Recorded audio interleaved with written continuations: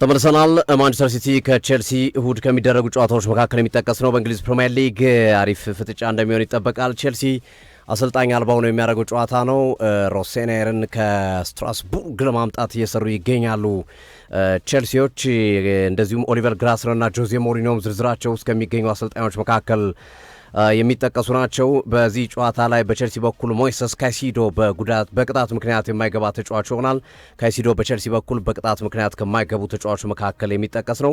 በማንቸስተር ሲቲ በኩል ኒኮ ጎንዛሌዝ በጉዳት ምክንያት ትናንት መውጣቱ የተነገረ ሲሆን የጉዳቱ መጠን ምን ያህል ነው የሚለው የሚጠበቅ ይሆናል። ሁለቱም ቡድኖች ካቻ ነጥብ የመጡ ናቸው። በነገራችን ላይ በእንግሊዝ ፕሪሚየር ሊግ በአለፉት ቀናቶች በተከናወኑ የ19ኛ ሳምንት ጨዋታዎች ብቸኛ በተለምዶ ቶፕ 6 ከሚባሉ ቡድኖች መካከል አርሰናል ብቻ ነው 3 ነጥብ ያገኙት። ሌሎቹ ሲቲም፣ ቼልሲም፣ ሊቨርፑል፣ ማንቸስተር ዩናይትድም እንደዚሁ ቶተናምም ያቻ ውጤት ያስመዘገቡ ክለቦች እንደሆኑ ይታወሳልና ይጠበቃል። የእሁዱ ጨዋታ ሲቲ ነጥቡን አርሰናል ካሸነፈ ወደ 7 አስፍቶ ነው ይህንን ጨዋታ ሲቲ የሚያደርገው። ወደ 7 ይሰፋበታል መልሶ ወደ 4 ለመቀነስ አሊያም ደግሞ አርሰናል ሽንፈት ካስተናገደው የማቻ ከወጣ በተሻለ መጠን መቀነስ የሚችልበትን እድል ለመፍጠር የሚደረግ ጨዋታ ነው የሚሆነው። ብዙ ጊዜ ይሄኛው ጨዋታ በጣም አዝናኝ አጓጊ ነው። ብዙ ጎሎች የሚቆጠሩበት አዝናኝ እንቅስቃሴዎች የምንመለከትበት ነው። ማንቸስተር ሲቲ ከቼልሲ የሚያደርጉት ጨዋታ በተመሳሳይ የጨዋታ መንገድ ላይ የሚገኙ ሁለት አሰልጣኞች ስለሆኑ ነው። በነገራችን ላይ ኢንዞ ማሬስካ ቼልሲን ከለቀቁ በኋላ በአመቱ መጨረሻ ሲቲ ሊቀላቀሉ እንደሚችሉ የመረጃ ምንጮች እየጠቀሱ ነው የሚገኙት። ጋርዲዮላ በአመቱ መጨረሻ ከሲቲ የመውጣት እቅድ አላቸው እና የእሳቸው ምትክ ሊሆኑ እንደሚችሉ እየተነገረላቸው ያሉት ኢንዞ ማሬስካ ናቸው።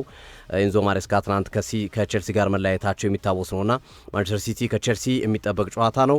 ሌላው ሊድስ ዩናይትድ ከማንቸስተር ዩናይትድ በሁለት ሺዎቹ መጀመሪያ በጣም አጓጊ አዝናኝ የነበረ ጨዋታ ነው። የጨዋታ ጥሩ ፉክክር የሚታይበት ጥሩ ፍልሚያ የሚታይበትና የደርቢ አይነት ስሜት ያለው ጨዋታ ነው። ሊድስ ከማንቸስተር ዩናይትድ ባለፉት ከአመታት በፊት በነበሩ ጊዜያቶች ቅርብ ጊዜ ወዲህ ያ ስሜት አለው። አጠራጣሪ ነው ግን የሚደረገው ጨዋታ ይጠበቃል። በሊድስ በኩል ኢታን አምፓዱ ወሳኝ የተከላካይ አማካይ መስመር ተጫዋቻቸው 5ኛ ቢጫ ካርድ በመመልከቱ በትናንትናው ከሊቨርፑል ጋር አቻ በተለያዩበት ጨዋታ ላይ የማንቸስተር ዩናይትድ ጨዋታ የሚያመልጥ ይሆናል። ኢላንድ ሮድ ላይ የሚደረግ ጨዋታ ነው። ማንቸስተር ዩናይትድ አለ ሲባል የለም ሲባል አለ እየሆነ ነው የሚገኘው። በወልቭስ በሜዳው ነጥብ የጣለበት ውጤት ለደጋፊዎቹ አስከፊ ውጤት ነው። እንደገና አሁን ማንቸስተር ዩናይትድ ሊድስን ነው ከሜዳ ውጭ የሚገጥመው። በዚህ ጨዋታ ላይ ቀና የሚልበትና ወደ እንቅስቃሴ የሚመለስበት ነው። አብረን ያለን ሃሪ ማጉዌር ከጉዳቱ አገግሞ ወደ ልምድ ገብቷል። የሱ መመለስ ተከላካይ መስመራቸው እንደሚያጠናክርላቸው ይጠበቃል። ኮቢ ማይኖ ምናልባት በዚህ ጨዋታ ላይ የመሰለፍ ዕድል ከሚኖራቸው ተጫዋቾች መካከል የሚጠበቅ ነው። ሊድስ ከዩናይትድ ሌላኛው አሪፍ ፍልሚያ የሚሆን የእሁድ ምሳ ሰዓት ጨዋታ ይሆናል ማለት ነው። አሉቲ የተጨማሪ ሀሳቦች ከሲቲና ቼልሲ ሊድስና ዩናይትድ ጋር በተያያዘ ማንቸስተር ዩናይትድ እና የሊድስ ጨዋታ ላይ የተወሰነ ነገር ለማለት በዩናይትድ ወቅታዊ ጨዋታ ወይም ደግሞ ወቅታዊ ውጤት አኳያ እንግዲህ የወሩ ምርጥ ተጫዋች ለመባል ማቲያስ ኩኛ፣ አይደን ሄቨን እና ሰኔ ለሜንስ ተመርጠዋል። ይሄ እንግዲህ ትናንትና ከወጡ ዘገባዎች መካከል የሚታወሱ ናቸው። ግን እንደ ሀሳብ ምንድን ነው ውጤት ነው አንዱን አሰልጣኝ የሚያቆየው በክለቦች ስኬት ነው እና ያንተ ነገር በደንብ ከፍ የሚያደርግልህ ቆይታን የሚያረዝምልህ እና የኢንዞ ማሬስካናውን ውጤት ብትመለከታቸው የፊፋ ዓለም የክለቦች ዋንጫን አሳክተዋል። የኮንፈረንስ ሊግ ዋንጫን ወስደዋል። ጥሩ ነገር አድርገዋል እና ቲሙን ለአውሮፓ ቻምፒየንስ ሊግ ኳሊፋይ አድርገዋል። በአጠቃላይ ስትመለከተው የኢንዞ ማሬስካ ጊዜ ከ92 ጨዋታዎች 55 ጨዋታዎችን አሸንፈዋል።